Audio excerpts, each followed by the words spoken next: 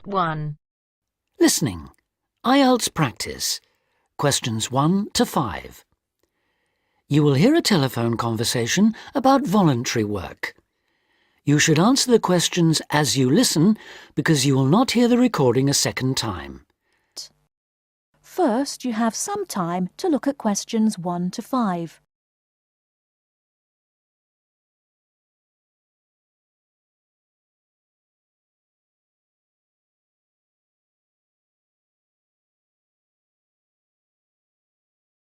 Listen carefully and answer questions 1 to 5.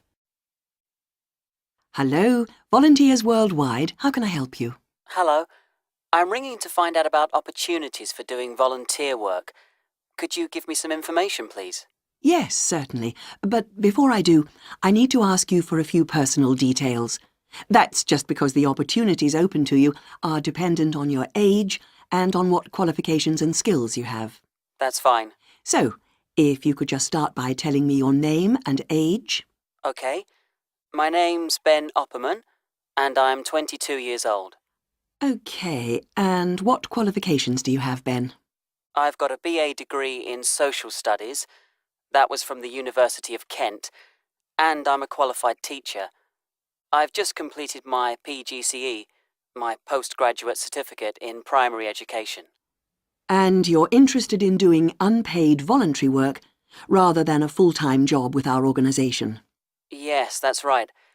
I'd like to do voluntary work before I start looking for a more permanent job. How long were you hoping to work for us for? I was thinking of 2 years at most. OK.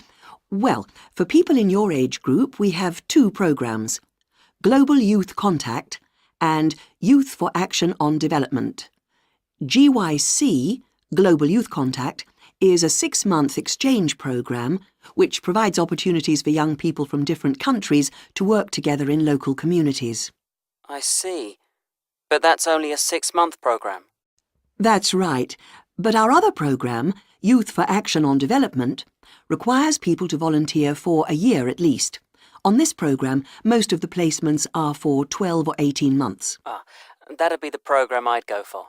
OK. Now, do you have any other skills or special interests that might be useful for the kind of work we do? Well, I've done a lot of conservation work in the area where I live. Good, that's useful to know. And I belong to a wildlife protection group. Right, that could be very helpful. Before you hear the rest of the conversation, you have some time to look at questions 6 to 10.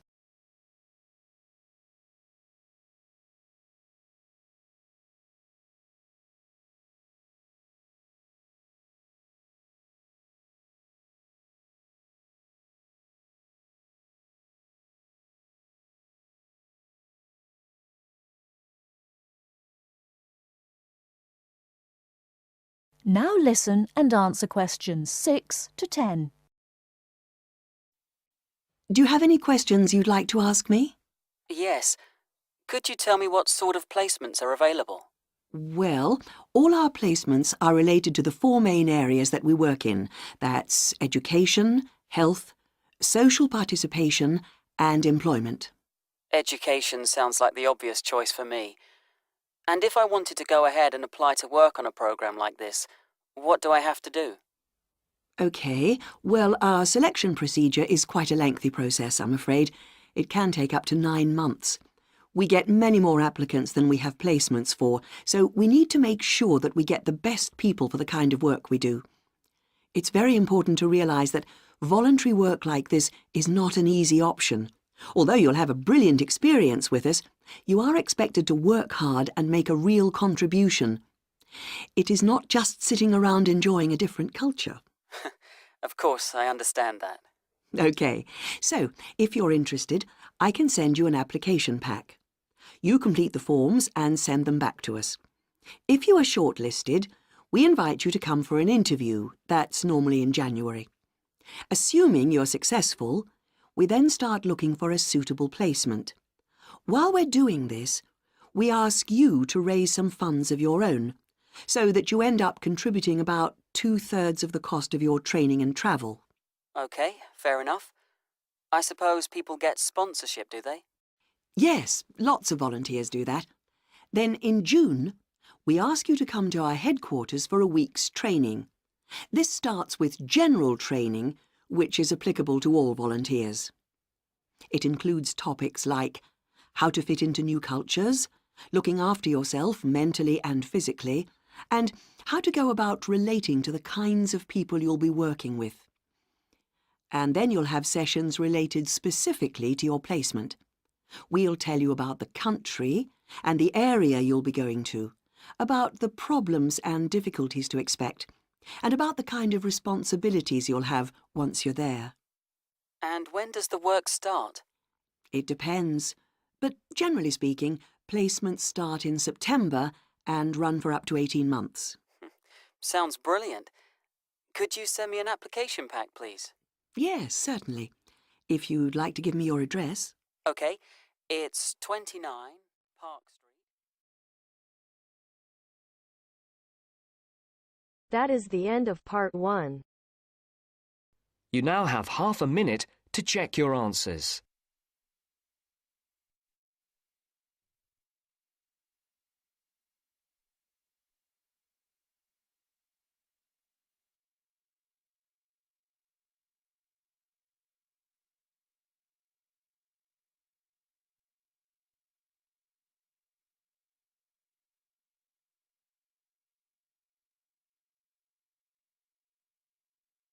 Now turns to part 2.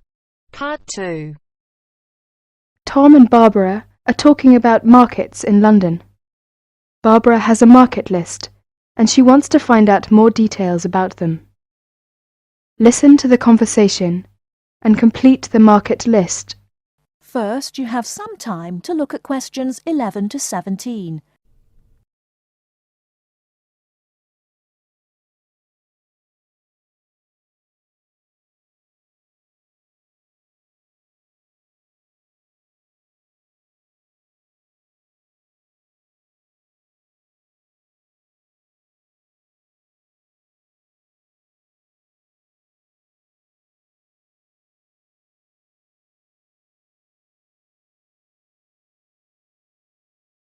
Now, listen carefully and answer questions 11 to 17.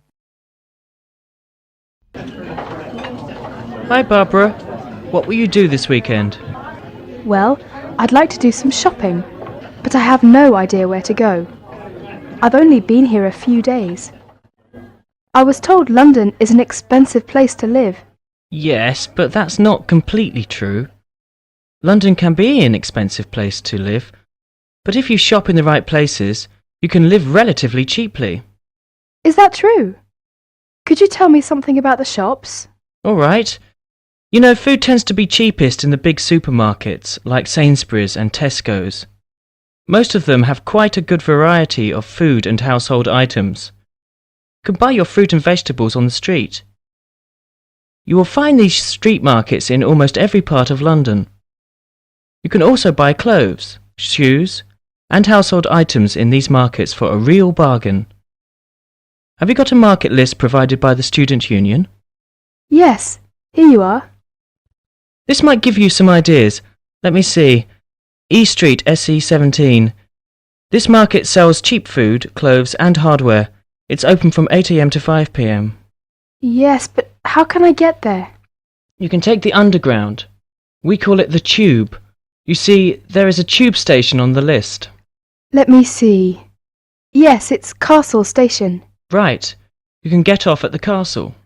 Good. Look at Leather Lane, WC1. Yes, that's a good central London market for clothes, food and hardware. It opens at lunchtimes from Monday to Friday. It's near Chancery Lane Station. Well, what about the one in Petticoat Lane? Oh, Petticoat Lane E1. It sells clothes, shoes and household goods. It opens only on Sunday mornings from 9 AM to 12 noon. Yes, we can get off at Aldgate Station. OK, what about the one in Walthamstow? E17. Oh, that's a big market for clothes and food. It's open between 9 AM to 4 PM on Mondays to Saturdays, except Wednesdays and Sundays. Let me see. Yes, we can get there on the Central Line. What about Brixton? That's Brixton SW9. It's an indoor and outdoor market with a lively atmosphere. It sells vegetables from all over the world. It opens 9 a.m. to 6 p.m. Mondays to Sundays and half days on Wednesdays. Oh, it's close to Brixton Station, very near my place. Great. It's very convenient. Tell me more detail about Camden Lock. Yes, there are several markets on Camden High Street and plenty of shops. They sell fashion clothes, jewellery, recorders and pottery. It's good for buying presents. Very close to Chalk Farm and Camden Town Station. I see. It says that it opens on Sundays only from 8 a.m. to 5 p.m. Well, I think these markets might help to keep my costs down. Well, if you need to buy new electrical goods or large household items, you can wait until the January sales when almost all the shops sell goods at discount prices. Thank you very much for your help. Tom, shall we go to Brixton together this weekend? I'd love to. Oh, I'm afraid I've got to go to a lecture. I will ring you tonight. Bye. Okay, bye. Barbara is phoning Tom about shopping. Before you hear the rest of the talk, you have some time to look at questions 18 to 20.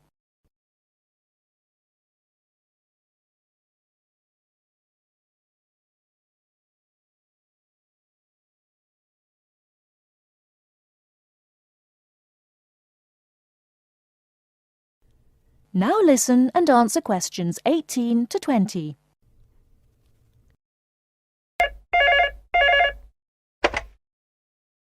(401 0625). Hello, is that you, Tom? Hi, Barbara. Have you decided where to go tomorrow? Yes, that's right. I want to go to Camden Town to shop. Would you like to go there with me? Yes, I'd love to. That's a good market. Mary's here with me now. She wants to go there too. Shall we meet at Camden Town Station? Okay. How are you going there? We will go there by bus. It's only 3 stops from my place. Well, we might walk there if the weather is fine. How will you get there? I think I will have to take the Underground. I'm at Bond Street, and I'll take the Central Line first and get off at Tottenham Court Road. That's it. Take the Central Line and get off at Tottenham Court Road. Then you want the Northern Line to Camden Town. It's only about 4 stops. Make sure you get a northbound train though. You want northbound Camden Town, okay? Okay. I think I can find the way. I have an Underground map with me now. What time shall we meet there tomorrow? How about 10:30? Well, I think that's a bit too late. It might be crowded by that time. How about 1 hour earlier? Say 9:30. Fine. That'll be all right. See you tomorrow. Bye.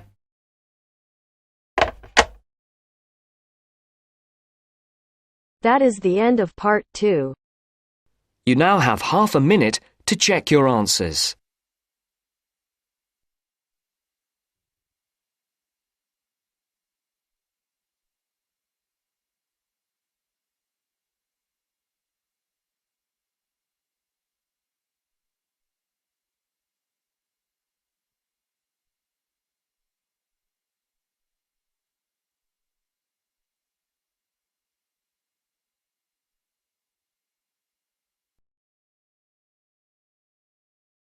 Now turns to part 3.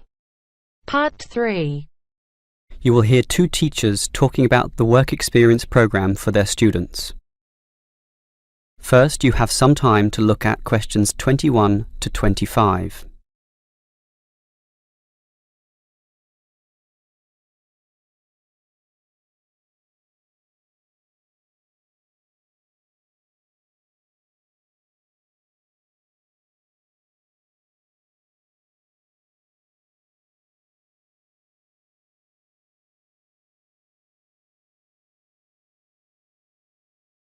Now listen carefully and answer questions 21 to 25.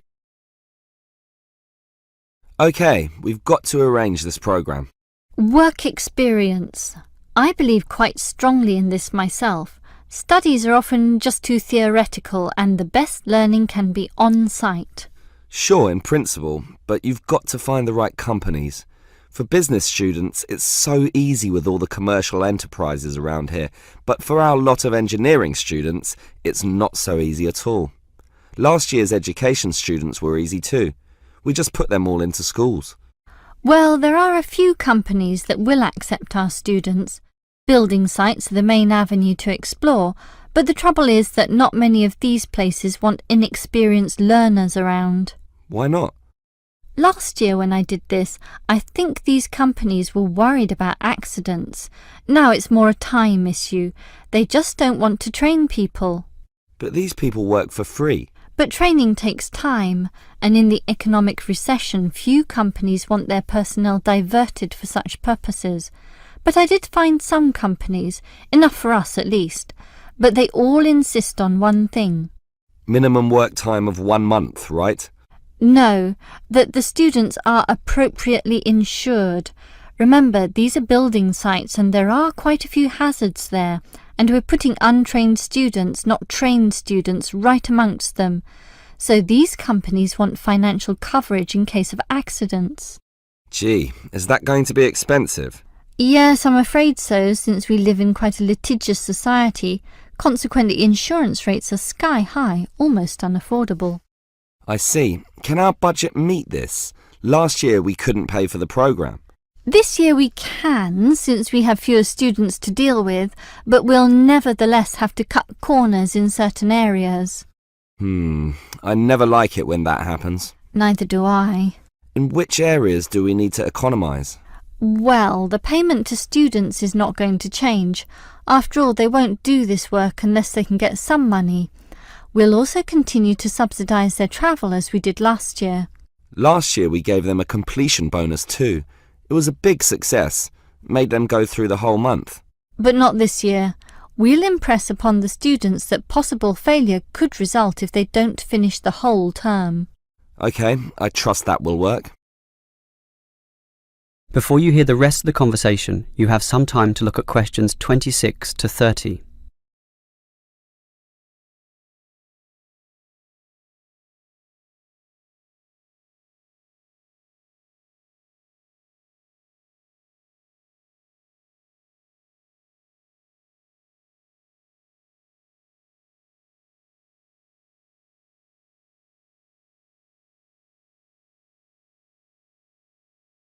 Now listen and answer questions 26 to 30. The most important issue for me about this work experience programme is which companies are getting involved, and that was your job. What companies did you find? Right, 4 companies are prepared to help out. Hepplewhite Distilleries, AJ & Sons Engineering, Johnson Demolition, and Sansoni Security. How many students can they take? Hepplewhite can take 6. 6? Sorry, 5. It's limited at the moment by the winter, since beer drinking is lower around this time. As for AJ & Sons, that would be 7. Last year it was 17. Not this year, I'm afraid. The other 2 places are 6 and 6, which makes up everyone, 24 of them. Right. What about starting dates? That's the problem. They cannot all start and finish on the same date, which makes this a little hard to dovetail with the academic semester. Hepplewhite can accept its cohort around August 15th. AJ are a little later, starting 5 days later, in fact. The 20th? Actually, the 21st is what they said.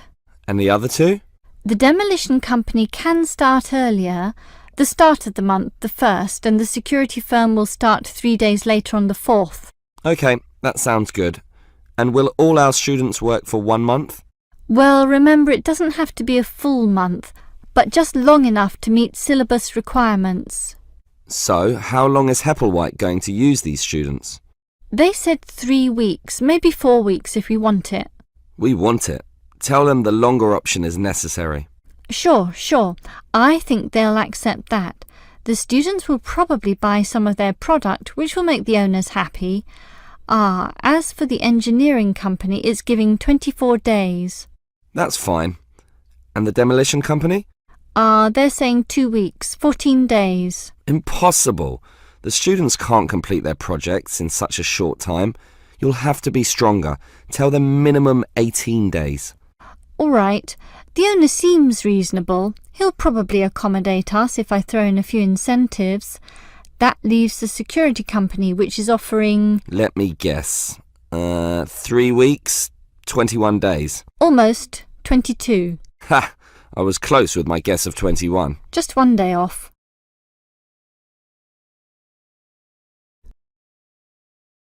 That is the end of part 3. You now have half a minute to check your answers.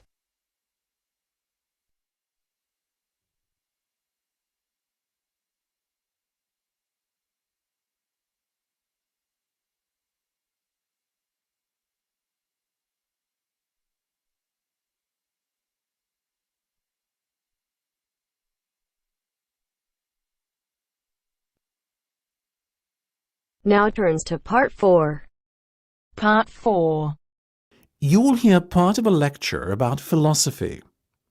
First, you have some time to look at questions 31 to 40.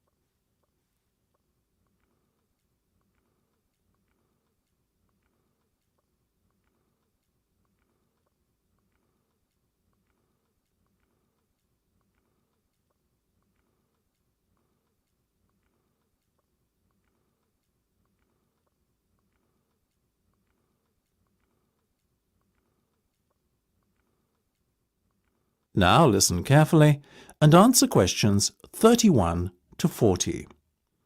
Most of you, I hope, will be familiar with the name Socrates. The ancient Greek philosopher is perhaps one of the most admired people in history. Socrates led a very noble life. He was, I suppose you could say, an optimist who believed in the good of mankind. According to Socrates, human nature leads people to act correctly and in agreement with knowledge. Socrates believed that evil and wrong actions arise out of ignorance and is famously quoted as saying, "No man knowingly does evil." True to his personal beliefs, Socrates devoted his own life to seeking goodness and truth. Born in Athens, where he lived all his life, Socrates always dressed simply and was known for moderation in both eating and drinking. He brought his teachings to the masses, speaking regularly in public places such as the busy streets of Athens, especially in the area around its great marketplace. He had little regard for public opinion, and always conducted himself in accordance with his own set of rules. Socrates built up a reasonably large following of Athenians looking to learn from his seemingly endless wisdom. But he also had a good many enemies who mistrusted him on account of his unorthodox views on subjects such as religion.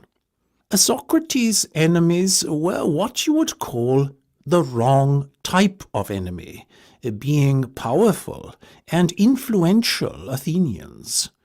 Their efforts to have him ruined saw him brought to trial on charges of corrupting the young and disrespecting religious traditions.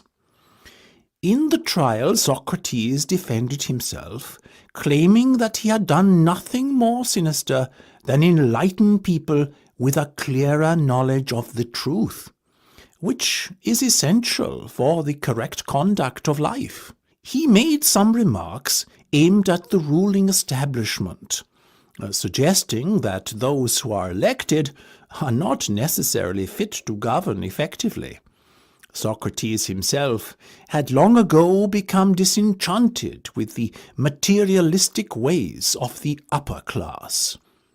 Unfortunately, his views were seen as an attack on democracy and the electoral process, so the jury found Socrates guilty as charged and sentenced him to death.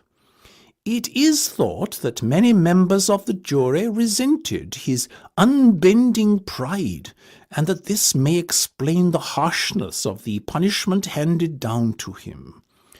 Despite being given several opportunities to escape prison, Socrates resisted, and carried out his sentence calmly by drinking a cup of hemlock poison. During his life, Socrates introduced the idea that there are a set of universal standards by which people should be judged. His method, known as the Socratic method, involved discussion between two or more people around some key term. In theory, those party to the discussion should all define the term in the same manner. However, his studies found that this was seldom the case. Socrates encouraged his followers to engage in such discussions with the goal of trying to proceed from less adequate definitions to more accurate definitions over time, the ultimate goal being a true and universal definition that could not be contradicted by anyone. This method tended to expose the ignorance of the Athenians of his day. It showed that many things that they assumed true were in fact false. Socrates also used irony to expose people's ignorance of key concepts. That is, he claimed to differ from others in recognizing that he himself was ignorant. His insistence on ignorance reminded other people of their own ignorance, but won him few friends in high places. That is the end of part 4. You now have half a minute to check your answers.